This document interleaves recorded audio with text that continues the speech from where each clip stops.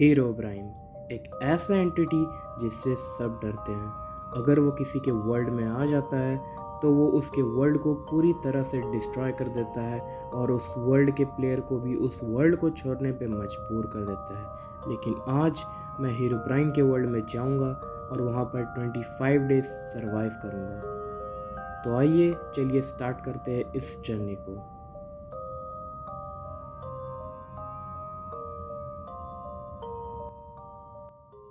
तो day one में मैं एक ऐसी वियर्ड सी बायोम के सामने स्पॉन हुआ था जिसमें ट्रीज़ में कोई भी लीव्स नहीं थे। तो मैंने अपनी सामने वाली ट्रीज से रिसोर्स कलेक्ट किए और फिर उससे अपने टूल्स बना लिए और फिर मैं उस बायोम की तरफ बढ़ गया। और जैसे ही मैंने अपना पहला कदम उस बायोम में रखा तो मैंने सडनली पूरा का पूरा स्काई चेंज हो चुका था और वहाँ पे बहुत सी वियर्ड सी पावर सेंस आ रही थी। मैंने फिर उस बायोम के बगल में एक विलेज को देखा।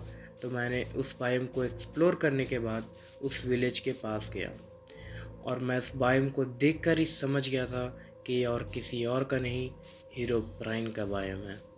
तो मैंने फिर उस विलेज के पास गया और मैंने देखा कि वो विलेज एक अबैंडन्ड विलेज था।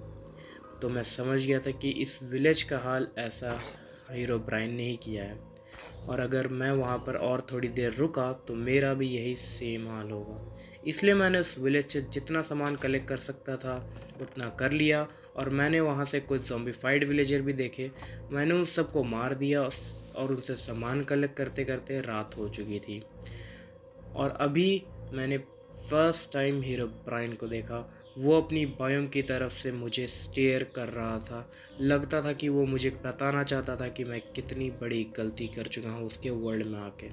मैंने बिना कुछ सोचे डर्ट से नीचे खोदा और फिर वहाँ पे बेड लगाकर सो गया।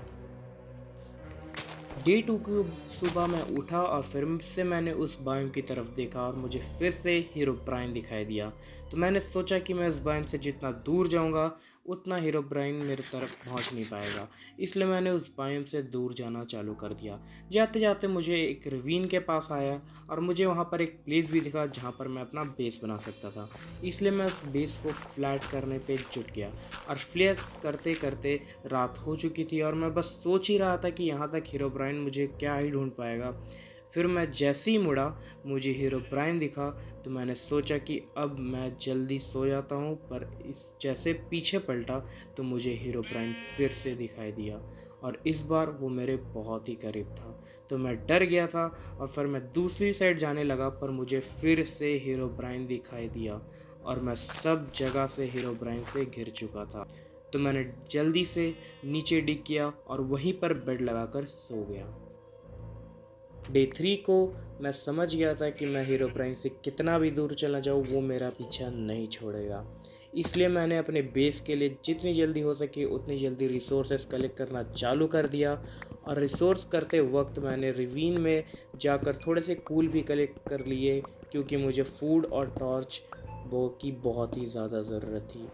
फिर डे 3 के शाम तक मैंने अपने सारे रिसोर्स कलेक्ट कर लिए थे और मैं अपने हाउस को बिल्ड करने लगा और हीरोब्राइन के डर से मैं डे 3 की राइट होने से कुछ देर पहले ही सो गया। डे 4 को मैं जैसे ही उठा मुझे लगा कि हीरोब्राइन जस्ट मेरे सामने से गुजरा था।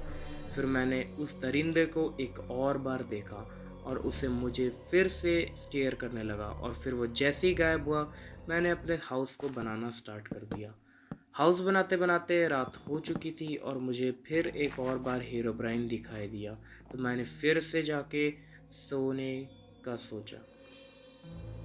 डे 5 तक मेरा हाउस 90% कंप्लीट हो चुका था। मैंने हाउस को पूरा कंप्लीट किया और फिर मैं रिवीन में कुछ आयरन ढूंढने के लिए निकल गया, पर मुझे रिवीन पर कुछ नहीं मिला और रात भी हो चुकी थी। इसलिए मैंने वापस बेस की तरफ बढ़ने लगा। तभी मुझे हीरोब्राइन फिर से दिखाई दिया जो मेरे बेस को स्टेयर कर रहा था और मुझे लग रहा था कि वो मुझे बताना चाहता था कि मैं वहाँ छोटा सा हाउस मुझे उससे बचा नहीं सकता है। तो मैंने उसे इग्नोर किया और मैं अपनी बेस की तरफ दौड़कर चला गया और फिर सो गया। डे 6 की सुबह को मैंने हीरोब्राइन को अपने बेस के पास देखा और वह धीरे धीरे मेरे बेस की तरफ बढ़ रहा था। मैं डर गया था, इसलिए मैंने अपने बेस को थोड़ी सी दूर जाके उसके जाने का वेट किया और उसके जाने के बाद मैंने रिवीन की तरफ जाकर कुछ आयरन कलेक्ट किए। मैंने रिवीन को पूरी तरह से एक्सप्लोर किया। मुझे काफ़ी आयरन और कोल मिल चुके थे।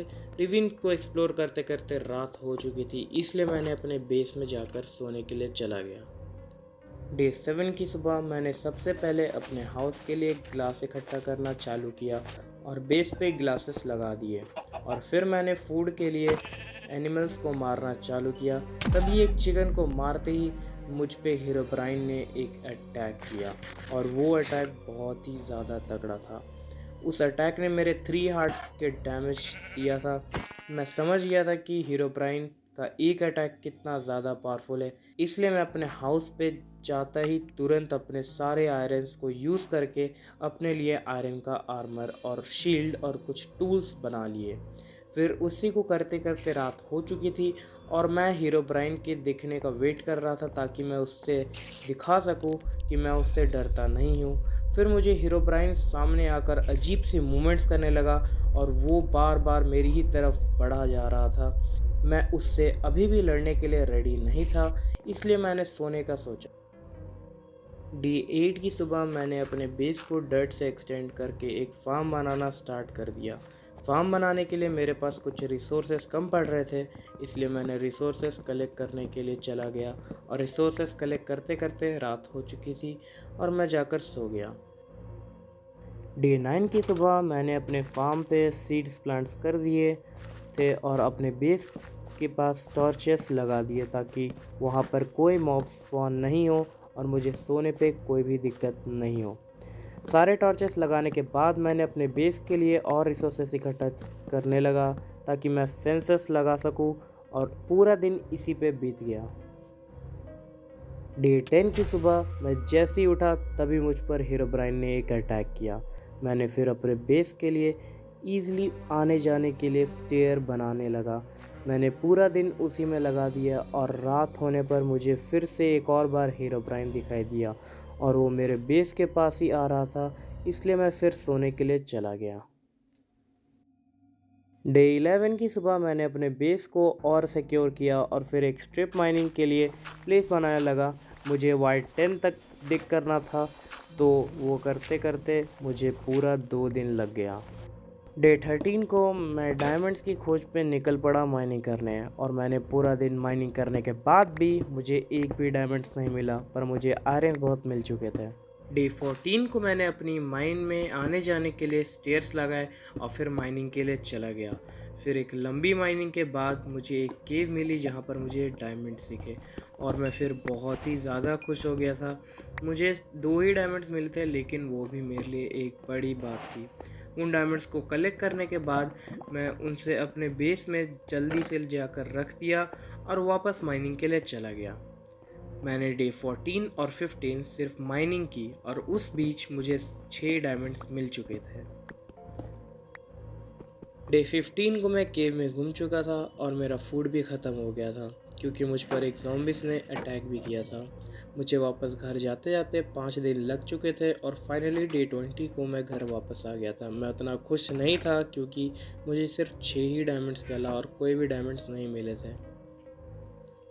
डे 21 की सुबह को फिर से एक बार हीरोब्राइन ने मुझ पर अटैक किया, और फिर मैंने अपने फार्म से फूड इकट्ठा किए और वापस से माइनिंग के लिए चला गया। और इस बार मैं अलग वाई पे माइनिंग करने वाला था, क्योंकि लास्ट टाइम मुझे पुराने वाई पे कुछ नहीं मिला था, इसलिए मैंने दूसरे वाई पे पूरा 4 दिन रेगुलर माइनिंग के बाद मेरे पास फाइनली 28 डायमंड्स आ चुके थे, और मैंने थोड़े से ऑब्सीडियन भी कलेक्ट कर लिए थे। और डे 24 की रात को मैं वापस अपने बेस के पास गया और मुझे कहीं भी हीरोब्राइन नहीं दिखा, इसलिए मैं जाकर आराम की नींद लेने चला गया। डे 25 मेरा लास्ट डे चैलेंज का।